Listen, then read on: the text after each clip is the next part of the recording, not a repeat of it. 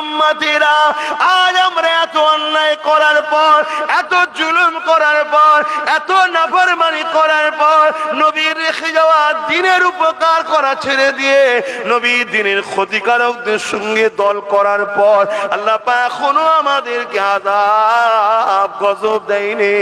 এর মানে মনে করবেন না আল্লাহ ছেড়ে দিয়েছে, না, এখনো কেন দেয়নি শুনে রেখে দাও। কেননা মদিনাওয়ালা আমাদেরকে বড় ভালোবাসে, আমাদেরকে মারলে নবী আমার কাঁদবে, এই আমার আল্লাহ নবীকে কাঁদাতে চান না, এখনো আমাদের ছাড় দিয়ে রেখেছে। আরো জোরে বলুন সুবহানাল্লাহ।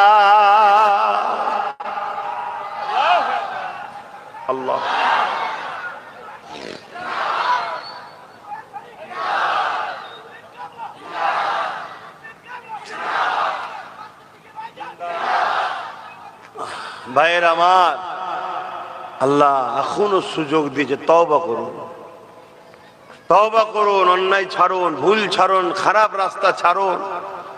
আজ আমরা দ্বীনের উপকার করা ছেড়ে দিয়ে দ্বীনের যারা দুশমন তাদের উপকার করে বেড়াচ্ছি, করছি না করিনি? কি গো বলেন, সমাজে মুসলমানরা করছে না করে না বলুন? আল্লাহ আযাব এখনো দেয়নি কেন? আমার রসুলকে আল্লাহ ভালোবাসে, আল্লাহ আমাদের সুযোগ দিয়েছে, ছাড় দিয়েছে। দেখি, তওবা করুন, ভুল মানুষ মাত্র হয়, ফিরে আসুন, পরিবর্তন হন, আল্লাহ হিদায়াত করুন। যদি আপনি আখিরাতে শান্তি চান তাহলে আপনাকে নবীর হাদিসটা মেনে নিতে হবে। আর দুনিয়া সিদরুল মুমিনিন ওয়া জান্নাতুল কাফিরিন, মুমিনদের জন্য দুনিয়াটা জেলখানা আর কাফেরদের জন্য দুনিয়াটা শান্তি জায়গা। এই যুবকেরা, মুমিন কাকে বলে? নামাজ পড়েছে মুমিন নয়, রোজা রেখেছে মুমিন নয়, হজ করেছে মুমিন নয়, এগুলো আমল করে মুসলমান হয়েছে কিন্তু মুমিন নয়। আল্লাহর কোরআন বলছে কিছু মানুষ যখন আমার রাসূলুল্লাহর কাছে এলো, নবী কাছে হাতে হাত দিল, তারা নামাজ রোজা করতে লাগলো, তারা নিজেদেরকে মুমিন বলতে লাগলো। আল্লাহ জানিয়ে দিলেন, হাবিব ওদেরকে বলে দিন ওরা এখনো মুমিন নয়, ওরা সবে মুসলমান হয়েছে। মুমিন হতে গেলে এটা দিলের ব্যাপার, দিল থেকে সবকিছুর উপরে আল্লাহ ও রসুলকে যারা মহাব্বত ও আদব করেছে তারাই হলো মুমিন, মুমিনা। এখানের ব্যাপার মুমিন হওয়া, বুঝতে পারছেন তো নাকি? দিল থেকে যারা আল্লাহ রসুলকে মেনে নিয়েছে, মহাব্বত করেছে, কিরকম? সবকিছুর উপরে। বাপ মা থেকে প্রিয় কে? আল্লাহ রসুল। ছেলে সন্তানের সন্তানদের থেকে প্রিয় কে? আল্লাহ রসুল। স্বামী স্ত্রীতে প্রিয় কে? আল্লাহ রসুল। জমি জায়গাতে প্রিয় কে? আল্লাহ রসুল। চাকরি বাকরি থেকেও প্রিয় কে? আল্লাহ রসুল। নিজের জানের থেকেও প্রিয় কে? বলুন বলুন, আল্লাহ ও রসুল। তারাই হলো মুমিন, মুমিনা। তাদের জন্য দুনিয়াটা কি বলুন?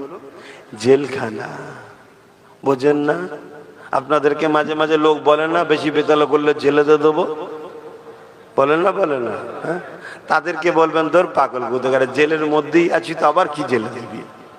যদি আপনি মোমেন হন, আপনি যদি মোমেন হন বলবেন জেলের মধ্যেই তো আছে, আবার কি দিবি? আমরা জেলের মধ্যে আছি না? নাই। বলুন বলুন। আমাদেরকে নামাজ পড়তে গেলে পারমিশন লাগে, কি লাগে না? লাগে না।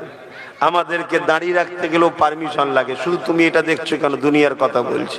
আমাদেরকে রোজা রাখতে গেলেও পারমিশন লাগে, কি? আমাদেরকে জলসা কোরআনের মাহফিল করতে গেলেও পারমিশন লাগে। আমরা যদি একটু জোরে হাসি, কেন হেসেছি তার প্রমাণ দিতে হয়, কি? আমরা যদি বলি শয়তান বদমাইশি করছে, তারও দলিল দিতে হবে কাকে শয়তান বলা হয়েছে, কি? আমাদের উপরে তাহলে অত্যাচার জুলুম আমাদেরকে টার্গেট করা হয় না? হয় না? এই জোরে বলো। একদল দাজ্জাল মিডিয়া সর্বসময় মিডিয়াতে বসে আমাদের বিরুদ্ধে লেগে আছে না নাই? কথা কিছু মাথায় ঢুকছেন? আবার তারাই বলে মুসলমানদের কিছু নেই, মুসলমানদের কিছু নেই, মুসলমানদের কিছু নেই, মুসলমানদের কিছু নেই। তো কিছু যখন নেই তো আমাদের পিছনে পড়ে আছিস কেন?